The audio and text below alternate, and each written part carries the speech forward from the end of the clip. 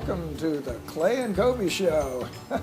This is our little video introduction to a batch of wines that we intend to send out to our cellar club.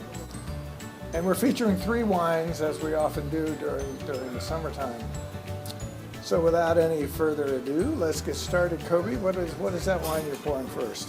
We're pouring one of our SIP certified wines, our 2013 Pinot Gris, not to be confused with the light wine of the Pinot Grigio, same varietal, done in our typical Alsatian style.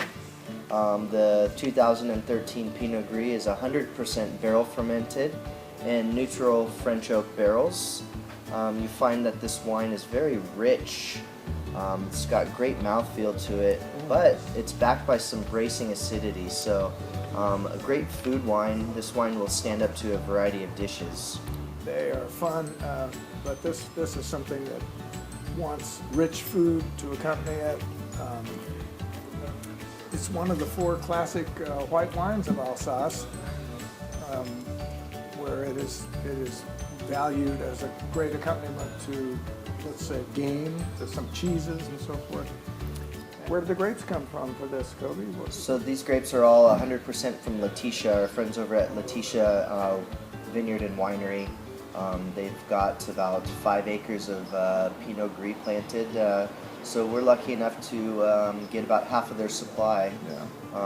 And like I said earlier, it's 100% SIP certified. SIP is a method of assuring that the winery and the vineyard are maintained in an ethical and sustainable way. It stands for sustainability in practice, and it's a relatively new certification which we are proud to have in our own estate vineyard, and our friends at Letitia also have. Okay, moving right along, let's try the second of these 3 Summer Wine Club releases. How do you say that, Clay? Edelwicker? Edelzwicker. That's one of our cult favorites here at Claiborne and Churchill. What is an Edelzwicker, Clay? Well, Edelzwicker is a word. Actually, it's a German word of uncertain origin. Edel, we know, means noble. Zwicker is a little more problematic, and I won't go into the etymological disputes about that. But an Edelzwicker is an old term that has been used in Alsace, in France, and in Germany to denote a blended white wine. Because it's called Edel, which means noble, it is assumed that the grape varieties that go into this wine are the noble ones, and the noble grape varieties of the Alsace region are, in fact, Pinot Gris, as we just tasted, Gewürztraminer, Riesling, and Muscat. And as I understand it, all 4 are present in this blend. It's incredible. They're just all leaping out of the glass to greet you. And you'll find that this 2013 is dry. It's a very dry wine. It's got really lovely jasmine floral components to it. Absolutely. It's got great fruit structure in the middle. It's a very rich wine. A lot of the wine that went into this was barrel fermented Gewürztraminer, barrel fermented Riesling, and barrel fermented Muscat. So you're going to find that the structure is really there.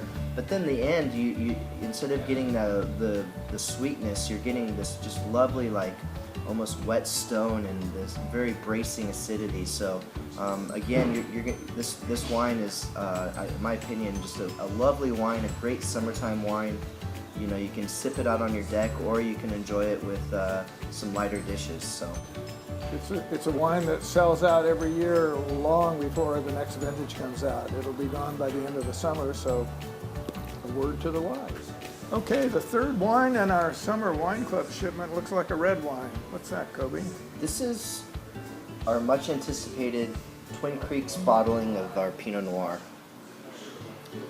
Twin Creeks, what does that refer to? Is that a vineyard name or what? Yeah, Twin Creeks kind of is our trademark to the 4 different vineyards that we work with over on Twin Creeks Road, just about a mile down the road here in the Edna Valley. So we kind of go through and cherry pick the top barrels, or barrels that we think fit the Twin Creeks profile, and we keep them separate. So we typically bottle between 8 and 10 barrels into this bottling. The 2012 vintage, we use 10 barrels.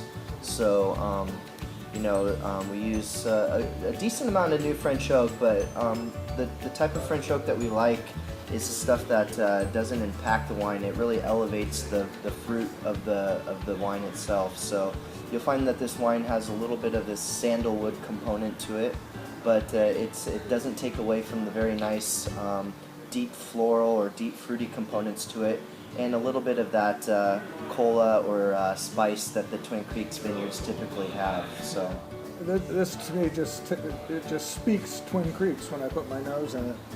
yeah, you can look at the color and see it's just a beautiful, beautiful garnet color. It's it's not a really extracted Pinot Noir, but if you taste this, you're gonna find that it really has some good soft tannins to it. Clay was just telling me this morning that Frederica and him had a 2004 Twin Creeks Pinot Noir, and it was holding up quite nice, right, Clay? The Twin Creeks wines age forever. The first vintage was 2001, and I'm sure we probably had one of those within the last year or two. They are so solid. No, they've got this protective layer of tannin, and yet the tannin isn't harsh. So it's definitely the longest aging Pinot that we do. We make 3 different Pinot Noirs, 3 different bottlings, maybe a 4th one coming up sometime in the future. But the Twin Creeks is the most ageable, I would say.